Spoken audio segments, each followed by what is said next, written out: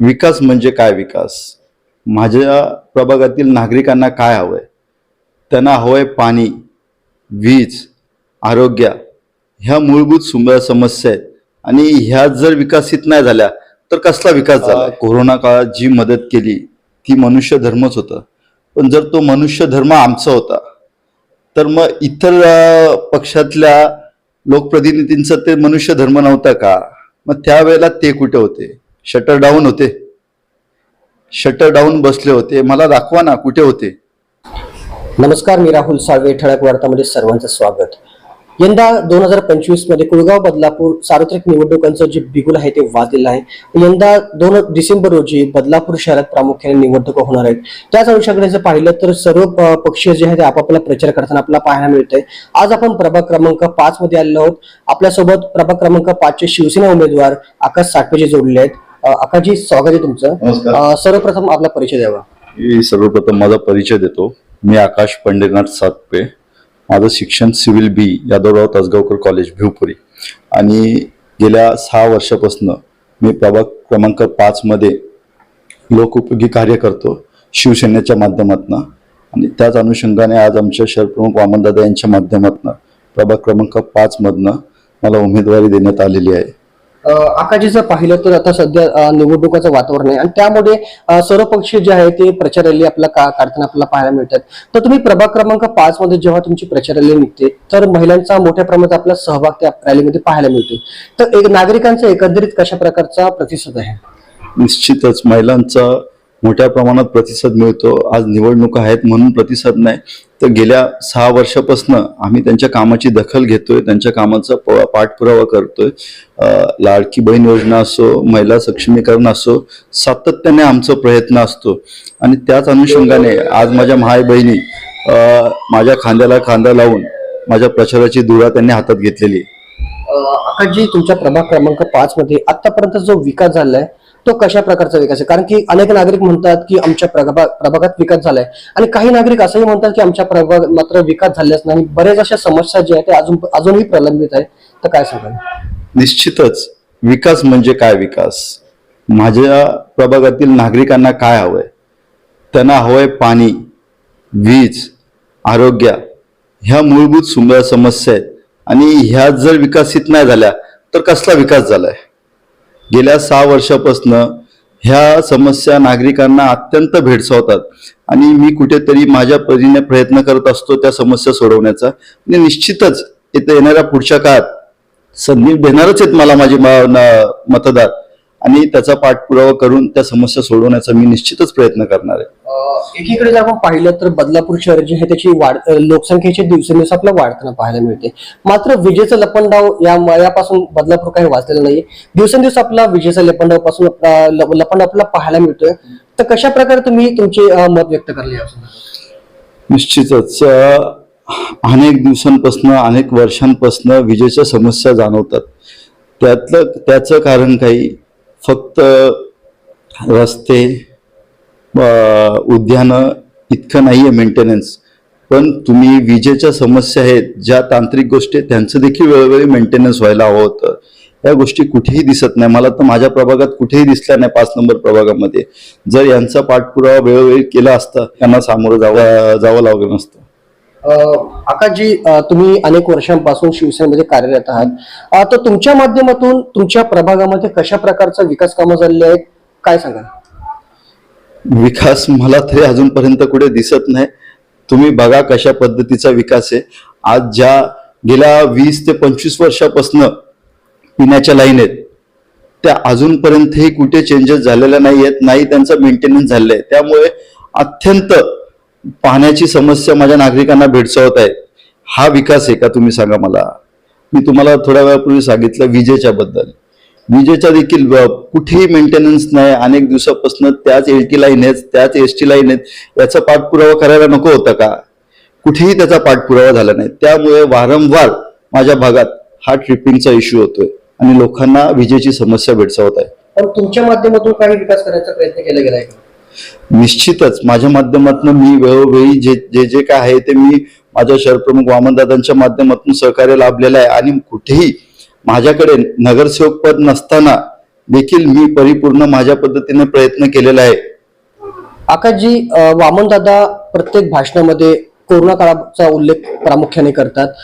एक जेव्हा कोरोना काळ होता त्यावेळेस प्रामुख्याने जर बदलापूर शहरात पाहिलं गेलं तर अनेक जे तुमच्या समोरचे पक्ष आहेत त्यांनी घराला कुलूप लावलं होतं आणि ते घरामध्ये बसलं असा आरोप जो आहे तो वामन दादांनी केलेला आहे. आणि मात्र शिवसेना पक्षाने जे आहे ते त्यांच्या समवेत जे कार्यकर्ते होते त्यांनी बदलापूर शहरात प्रत्येकाच्या घरोघरी अन्नधान्य वगैरे पुरवण्याचं काम केलेलं आहे.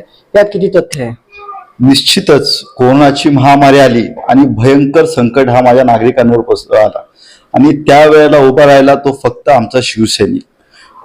शिवसैनिक उभा राहिला. नागरिकांना धान्याचं वाटप असो, त्यांच्या मूलभूत सुविधा असो, आर्सेनिक अल्बमच्या टॅबलेट्स असो, त्यानंतर हॉस्पिटलाइज असो कोविड सेंटरमध्ये, त्या व्यतिरिक्त त्यावेळेला रेमडेसिवीर ची खूप अत्यंत गरज होती माझ्या नागरिकांना, त्या देखील उपलब्ध करून देणं असो, अशा अनेक कार्य ज्यावेळेला कोविडमध्ये फक्त आमच्या शिवसेनेच्या माध्यमातून आणि तेच धोरण धरून प्रभाग क्रमांक 5 मध्ये देखील आम्ही आमच्या नागरिकांच्या सेवेत तत्पर होतो. पण जर प्रामुख्याने पाहिलं तर राष्ट्रवादीचे कॅबिनेट मंत्री कॅप्टन आशिष दामले यांनी असा देखील आरोप केला आहे की कोरोना काळात मदत केली, तुम्ही एक माणुसकी दाखवली, तर त्याचा तुम्ही प्रामुख्याने वारंवार उल्लेख का करता, काय सांगाल? निश्चितच कोरोना काळात जी मदत केली ती मनुष्य धर्मच होता. पण जर तो मनुष्य धर्म आमचा होता तर मग इतर पक्षातल्या लोकप्रतिनिधींचा ते मनुष्य धर्म नव्हता का? मग त्यावेळेला ते कुठे होते? शटर डाऊन होते, शटर डाऊन बसले होते. मला दाखवा ना कुठे होते. जर आपण प्रामुख्याने पाहिलं तर स्थानिक स्वराज्य संस्थांमध्ये आपल्याला महिलांचा बोलबाला बऱ्याच मोठ्या प्रमाणात आपल्याला पाहायला मिळतोय. तर आपण बदलापूर नगराध्यक्ष पद जे आहे ते देखील महिलांसाठी आरक्षित आहे आणि तुमच्या समोर देखील एक महिला उमेदवार आहे आणि तुमच्या सोबतीला देखील एक महिला उमेदवार आहे, तर काय सांगाल?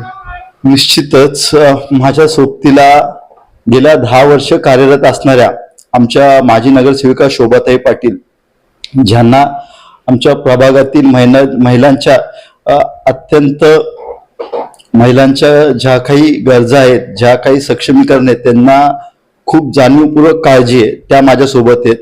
आणि मला देखील माझ्या माई बहिणींची गेल्या 6 वर्षापासून ज्या काही अडचणी आहेत, महिला सक्षमीकरण असतील, त्यांच्या ज्या काही गरजा असतील त्यांची मला देखील जाण आहे. आणि निश्चितच येणाऱ्या पुढच्या काळात मी आणि माझ्यासोबत असणाऱ्या आमच्या शोभाताई निश्चितच आमच्या महिलांचे जे काही प्रश्न असतील त्या सोडवण्यासाठी कटिबद्ध असू. ह्यापूर्वी देखील करत आलोय आणि ह्या पुढे देखील करत राहू. जर प्रामुख्याने पाहिलं तर शिवसेना पक्षातून नगराध्यक्ष पदासाठी वीणाताईंचं देखील नाव आहे आणि त्या देखील नगराध्यक्ष पदाच्या उमेदवार आहेत. तर काय वाटतं, नगराध्यक्ष पदासाठी वीणाताईंचा प्रचार कशा प्रकारे सुरू आहे आणि नागरिकांचा प्रतिसाद वीणाताईंना कशा प्रकारे आहे? आम्ही डोर टू डोर जातोय प्रचार करण्यासाठी. ज्या वेळेला प्रचार करतोय आणि आम्ही आमच्या नगराध्यक्ष वीणाताईंना जेव्हा समोर ठेवतोय त्यावेळेला निश्चितच एक पॉझिटिव्ह वाईब्स येतात.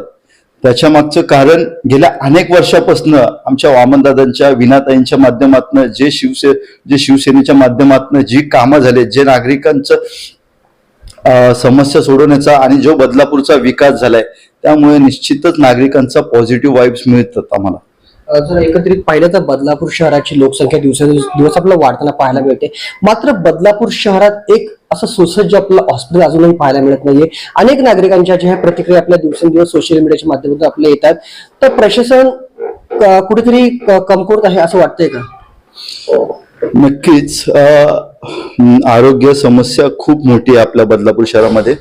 पण त्याचं देखील आमच्या शहर प्रमुख वामनदादा आणि उपमुख्यमंत्री आमचे एकनाथजी शिंदे यांच्या माध्यमातून येणाऱ्या पुढच्या काळात ती समस्या देखील लवकरच सोडवण्यात येणार आहे. आकाशजी, शेवटचा प्रश्न, जर नागरिकांनी तुम्हाला प्रभाग क्रमांक 5 मध्ये संधी दिली आणि तुम्ही जर नगरसेवक झालात तर प्रभाग क्रमांक 5च्या नागरिकांच्या समस्या तुम्ही कशा प्रकारे सोडवाल? निश्चितच गेल्या 6 वर्षापासून मी माझ्या जीवाचं रान करतोय. कोविड असो, अनेक समस्या असो, प्रशासकीय कामं असो, मी न डगमगता मी नेहमी माझ्या प्रभागात कार्यरत असतो. आणि मला जर येणाऱ्या काळात संधी मिळाली तर गेले 6 वर्ष जो काही मी माझ्या प्रभागाचा विकास करतोय किंवा ज्या काही नागरिकांच्या समस्या सोडवतोय, माझ्याकडे कुठलंही पद नाही, तर निश्चितच मला जर पद मिळाला तर मी माझ्या प्रभागाचं चांगल्या पद्धतीने विकास करेल आणि माझ्या प्रभागामधील ज्या ज्या नागरिकांच्या समस्या आहेत त्या सोडवण्यासाठी 24/7 कटिबद्ध असेल. आकाजी, शेवटचा प्रश्न.